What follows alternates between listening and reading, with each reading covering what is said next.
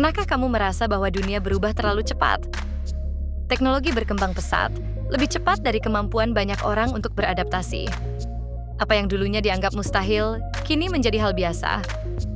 Pekerjaan yang dulu memerlukan keahlian dan pengalaman bertahun-tahun, kini bisa dilakukan oleh sistem otomatis dalam hitungan detik. Perubahan ini menimbulkan pertanyaan mendasar. Apakah manusia masih memiliki peran yang tidak tergantikan? Apakah kreativitas, emosi, dan intuisi masih relevan di tengah dominasi logika mesin? Dan bagaimana nasib generasi muda yang sedang menyiapkan masa depan di tengah situasi yang terus bergeser ini? Inilah realitas yang kita hadapi hari ini. Perasaan bingung, cemas, bahkan takut muncul seiring dengan kecanggihan teknologi yang terus melaju. Kecerdasan buatan atau artificial intelligence atau AI bukan lagi sekadar konsep dalam film fiksi ilmiah, tapi ia sekarang sudah hadir dalam kehidupan sehari-hari. Perdebatan pun bermunculan. Ada yang melihat AI sebagai solusi efisiensi dan kemajuan. Tapi tak sedikit pula yang mengkhawatirkan hilangnya lapangan pekerjaan, terkikisnya interaksi manusia, hingga ancaman etika yang belum memiliki jawaban pasti. Sebelum itu, mari kita kembali ke tahun 1811. Di Inggris, sekelompok buruh tekstil menghancurkan mesin tenun otomatis. Mereka bukan pencuri atau perusuh. Mereka adalah pekerja yang selama bertahun-tahun menggantungkan hidup pada keterampilan tangan mereka. Namun tiba-tiba, keterampilan itu tidak lagi dibutuhkan. Mesin-mesin baru dapat bekerja lebih cepat, lebih murah, dan tanpa lelah. Bagi mereka, itu bukan sekadar kemajuan teknologi, tetapi ancaman langsung terhadap penghidupan mereka dan masa depan keluarga mereka. Mereka dikenal sebagai Ludites, sebuah istilah yang hingga hari ini menjadi simbol perlawanan manusia terhadap teknologi yang dianggap menggantikan peran mereka. Saat itu, yang dipertaruhkan adalah pekerjaan di pabrik, kemampuan membuat pakaian, dan kendali atas proses produksi. Kini, lebih dari 2 abad kemudian, ketakutan itu muncul lagi. Tapi bentuknya jauh berbeda. Yang kita hadapi sekarang adalah sistem digital. Perangkat lunak yang tak tampak secara fisik, tapi bisa masuk ke hampir semua bidang kehidupan. Kecerdasan AI tidak hanya menggantikan tenaga otot, tapi juga mulai masuk ke wilayah yang dulu dianggap eksklusif.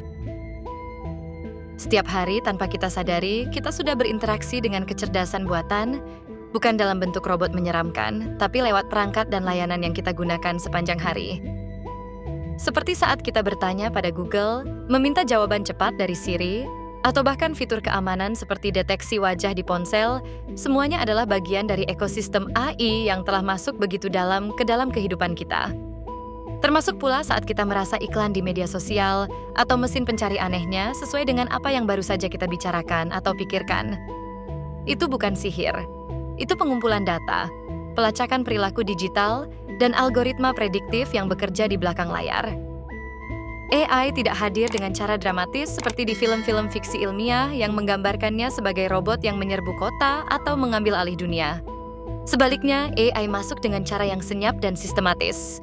Ia hadir seperti lapisan digital yang menyelimuti hampir seluruh aktivitas manusia modern.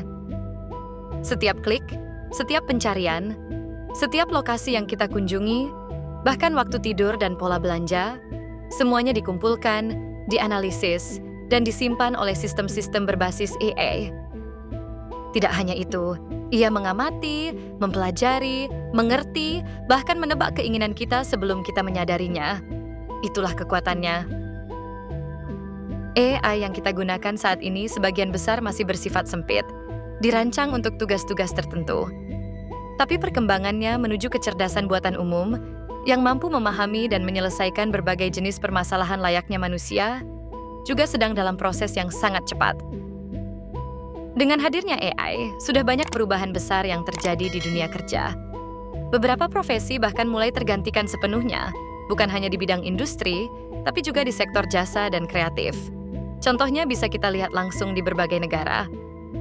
Di Jepang, sebuah hotel sempat menghebohkan publik karena mempekerjakan robot sebagai resepsionis. Di Amerika Serikat, sejumlah kantor berita besar telah menggunakan AI untuk menulis laporan keuangan harian dan berita cuaca. Sementara itu, di Cina, sistem pendidikan mulai bereksperimen dengan tutor berbasis AI. Sistem ini mampu menganalisis performa murid secara individual dan memberikan materi pembelajaran yang disesuaikan secara otomatis.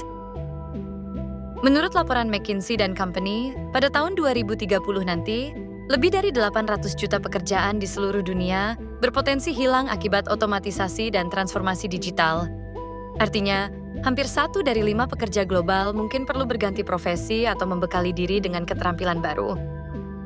Yuval Noah Harari juga pernah berkata, masalahnya saat ini bukan mesin yang mulai berpikir seperti manusia, tapi saat ini manusialah mulai berpikir seperti mesin.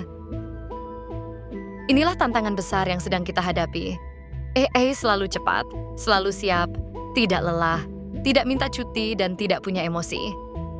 Sebuah pertarungan bukan hanya soal teknologi, tapi juga tentang identitas, relevansi, dan masa depan peran manusia dalam dunia yang semakin terdigitalisasi.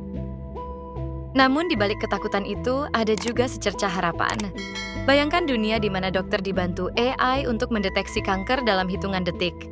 Bayangkan petani di desa terpencil mendapat prediksi cuaca akurat lewat teknologi AI.